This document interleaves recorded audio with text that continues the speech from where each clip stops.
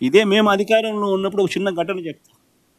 వైఎస్ఆర్సీపీ అధికారంలో ఉన్నప్పుడు మొత్తం వైఎస్ఆర్సీపీ స్వీప్ చేసింది. 2 చోట్ల మాత్రం టీడీపీ గెలిచింది. తాడిపత్రి అండ్ దర్శి 2 చోట్ల మాత్రం టీడీపీ గెలిచింది. తాడిపత్రిలో 38 స్థానాలకు వైఎస్ఆర్సీపీ 18, టీడీపీకి 20 గెలిస్తే 2 స్థానాలు టీడీపీకి వైసీపీ కన్నా ఎక్కువ ఉన్నాయి. ఎక్కువ ఉంటే 2 స్థానాలు మేము తలుచుకున్నానంటే ఆ రోజు ఆ 2ను ఈ పక్క తిప్పేసి వైసీపీని సొంతం చేసుకున్నాను ఆ స్థానాన్ని. కానీ ఆ రోజు జగన్ ఏం చేశాడో ఒకసారి చూద్దామా? ఆ రోజు తెలుగుదేశం పార్టీ ఇన్ఛార్జ్ జగన్ గురించి ఏం మాట్లాడాడో ఒకసారి ప్లే చేద్దాం. ఏం తప్పు లేదు, ఇది CM, Andhra Pradesh, I'm part of it. ఇప్పుడు మాకు వాళ్ళు వైరం ఉండే తింగొట్టు కానీ as a chairman I can meet anybody. I can't meet Jagan. నా టీవీ5 నమ్మకం, ఎందుకంటే వాళ్ళ నానే నన్ను పొగిడాడు, ఆయనకు తెలుసు, నేను కూడా తెలుసు. Definitely help me. ఇప్పుడు ఎట్లా హెల్ప్ చేశాడు? ఈ రోజు చైర్మన్షిప్ కి నథింగ్, రావడం కూర్చోవడం పోయింది. నిజంగా అనుకుంటే ఇప్పుడుండే పరిస్థితుల్లో హ్యాట్స్ అప్ టు జగన్.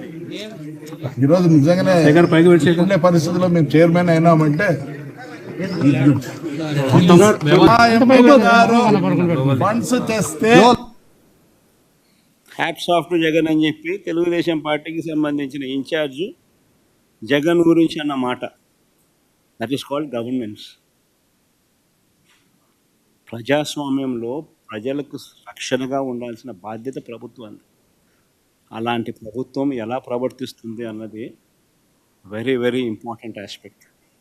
అధికార బలం ఉంది కదా అని చెప్పి ఇష్టం వచ్చినట్టుగా ప్రతిదీ కూడా నాకే కావాలి అని చెప్పి దోచేయడం అన్నది,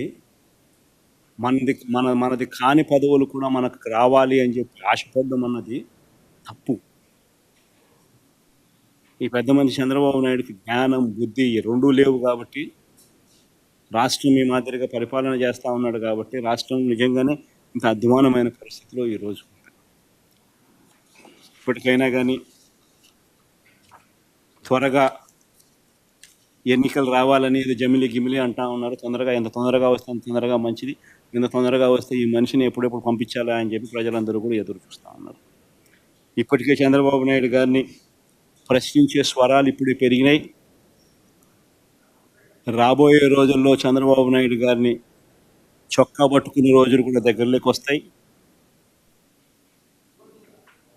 రాబోయే రోజుల్లో ఆ తర్వాత వీళ్ళను తరిమి కొట్టే రోజులు కూడా దగ్గరలోనే ఉంది. వీళ్ళు చేసే పరిపాలనను చూసి ప్రజలు ఆ లెవెల్లో వెక్స్ అయిపోయి ఉన్న పరిస్థితులు ఈరోజు రాష్ట్రంలో ఉన్నాయి. అంత దారుణంగా ఈరోజు రాష్ట్రంలో పరిపాలన సాగిస్తూ ఉన్నారు.